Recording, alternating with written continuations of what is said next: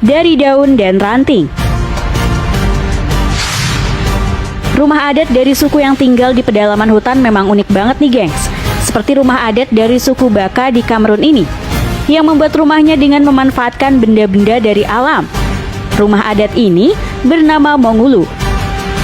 Awalnya saat membangun rumah, para wanita dari suku Baka akan bahu-membahu mencari ranting pohon yang nantinya dijadikan bahan untuk kerangka utama pembuatan rumah. Setelah berhasil mengumpulkan ranting-ranting yang diperlukan, maka proses pembangunan rumah dimulai. Ranting-ranting tersebut ditancapkan ke tanah dan diikat satu sama lain sehingga membentuk sebuah kubah.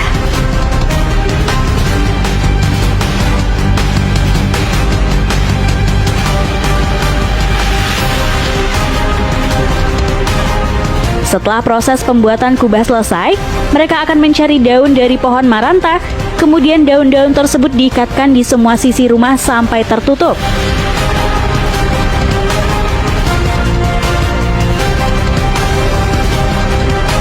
Dan langkah terakhir adalah membangun di bagian pintu utama nih gengs. Setelah bagian pintu utama ini berhasil dibangun dan ditutupi daun, maka rumah Mongulu dari suku Baka berhasil dibuat.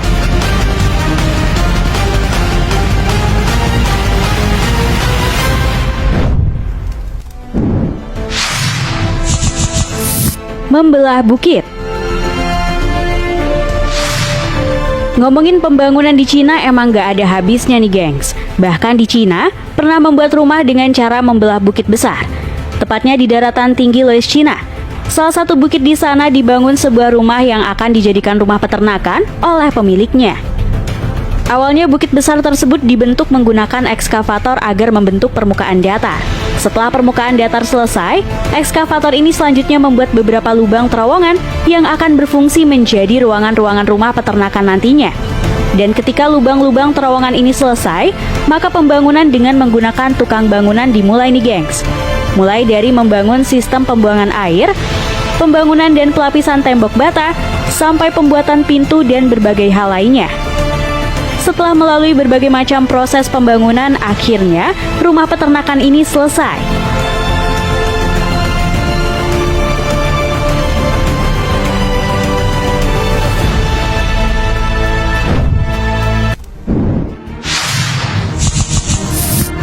Gali tanah sendirian. Membangun rumah umumnya membutuhkan banyak tenaga kerja. Namun beda dengan orang ini nih gengs. Pasalnya, dia membangun rumah bawah tanah seorang diri. Yap, kakek bernama Zainuddin, 53 tahun di Kabupaten Bone, Sulawesi Selatan, menggali dan membangun rumah bawah tanah seorang diri. Dalam video terlihat bangunan rumah bawah tanah ini memiliki tangga dan ruang kamar. Ia juga diketahui membangun rumah tersebut dengan bermodal alat seadanya. Bahkan, ia harus menggali tanah selama hampir 2 tahun. Tampak bangunan cukup detail seolah didesain oleh seorang arsitek yang berpengalaman. Dia membangun rumah bawah tanah tersebut bukan tanpa alasan. Pasalnya, kakek ini mengaku hidup seorang diri karena ditinggal istri dan juga anaknya. Karena itu untuk mengobati rasa kecewa, kakek ini membangun bangunan tersebut. Rumah bawah tanah tersebut berada di sekeliling rumah panggung miliknya dengan lebar 3 meter dan panjang 6 meter.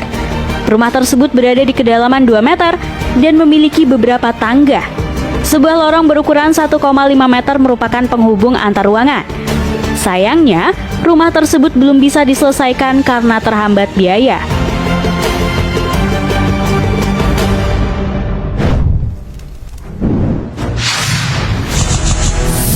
Rumah batu Iran. Kalau tadi hanya satu rumah yang dibangun dengan unik, beda dengan kampung di Iran ini nih gengs. Di sini nggak cuma satu rumah, satu kampung punya rumah yang unik.